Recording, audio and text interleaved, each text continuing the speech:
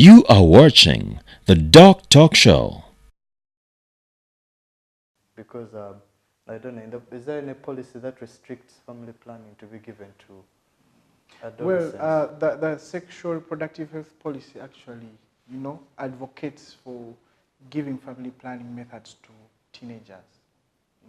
They are safe methods for these young girls.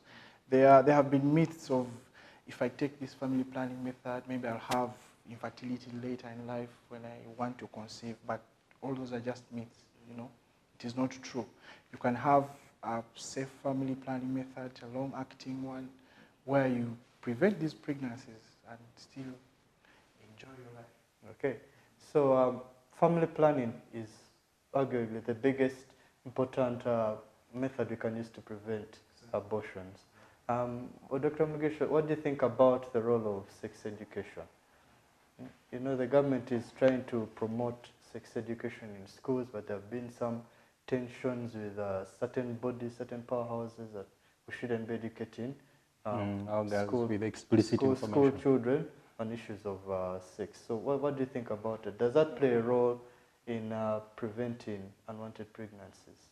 Of course, the goal is to raise awareness of some of these dangers coming out of that controversy was because of how explicit the messages should be as we deliver them to these young children. And so, yes, can they be deceived? Can the message be a bit more subtle, so they can really still take in the same message of, how do we prevent, or how do you know the dangers of having a pregnancy that you can't actually take up? So it is a very effective method. We really have to let these, all the way from homes, can the parents really get to talk to their children about this? Schools, can they come up at as an early stage, let them know that these things are actually real and can happen to them. Because they say knowledge is power. So if you educate any person, if they're knowledgeable about a matter, if they know that the risk of getting unintended pregnancy can occur by this, and this, and you go into abortions, there are all these complications that arise, that sensitization in itself prevents the person from actually engaging in the act.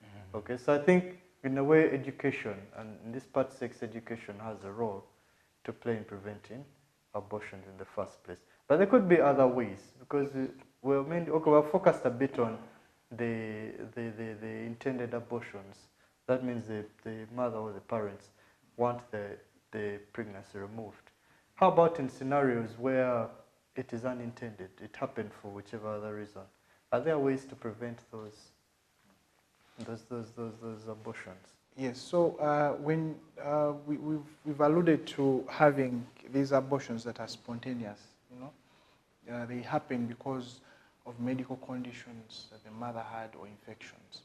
So the best thing to do before you, or if you're planning to get pregnant, visit a gynecologist, have yourself screened for, infections, diabetes, hypertension, and, thyroid diseases, as these are some of the things that will cause you to have a spontaneous abortion. Even things like fibroids, all those. Exactly. The structural problems you are describing. Exactly. Maybe a developmental problem of the woman's uterus may be picked much early before the woman gets pregnant. Exactly. And some measures are put in place. Yes. Yes. So the infections might be treated. For the case of fibroids, if not every fibroid will actually cause miscarriages, but there are those fibroids that are, taking up the space where the baby is supposed to implant. So those can be removed, and then, you're safe to have your pregnancy before you start losing this pregnancy. So that is prior planning before the pregnancy itself. So in the event that the person is pregnant, antenatal care, Dr. Mugisha, antenatal care, we always sing antenatal care, telling pregnant mothers, go for antenatal care. Why is antenatal care very important? Can it help prevent or reduce some of these abortions?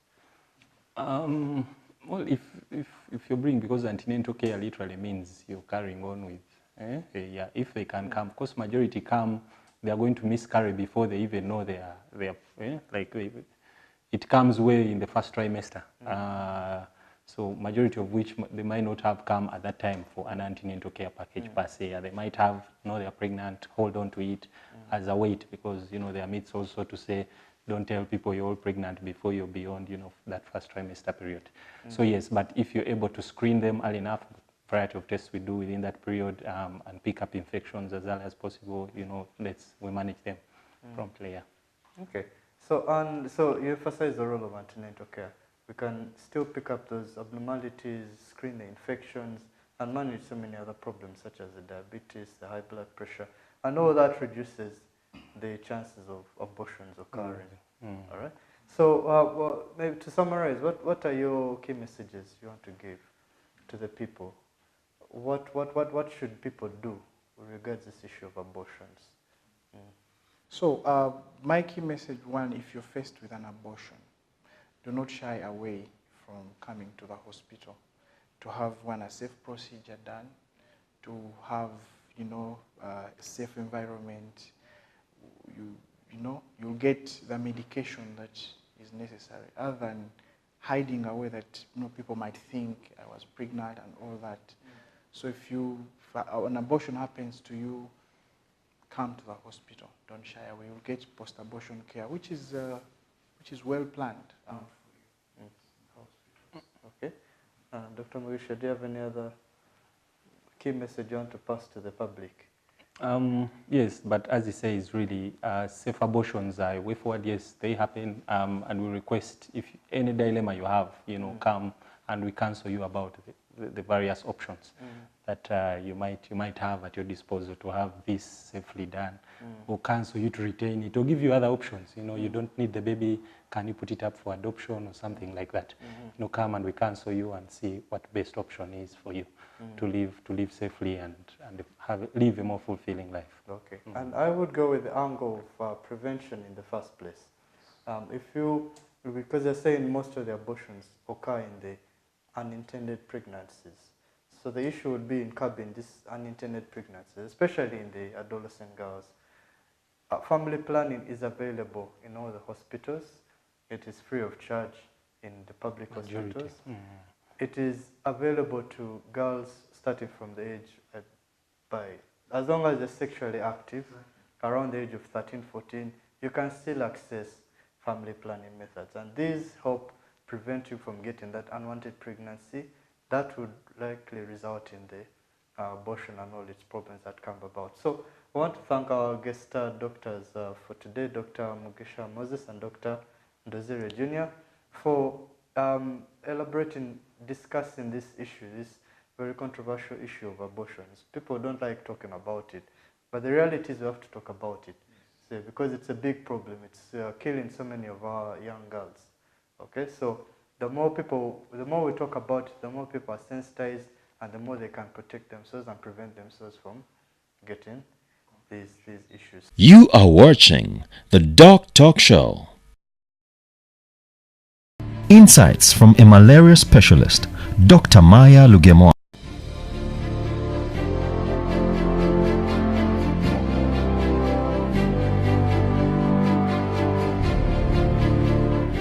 Well, just like it takes most of the blunt in HIV, if you looked at the map of Africa, HIV is more rampant south of the Sahara, around that area. But also poverty is around that area. Low education, all these things that really come, because malaria is both a disease of poverty, ignorance, and other manifestations.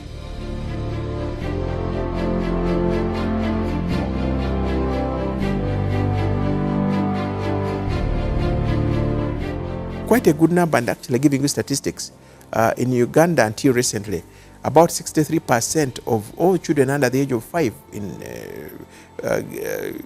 in recent times until around 2009 to 2014, 63% of the children under 5 had parasites in their blood. And the national average of prevalence of malaria was, until recently again, 43%. So if you examine the 100 people, Ugandans, on the street, 43% will be moving around with parasites in their blood. You are watching the DocTalk Show.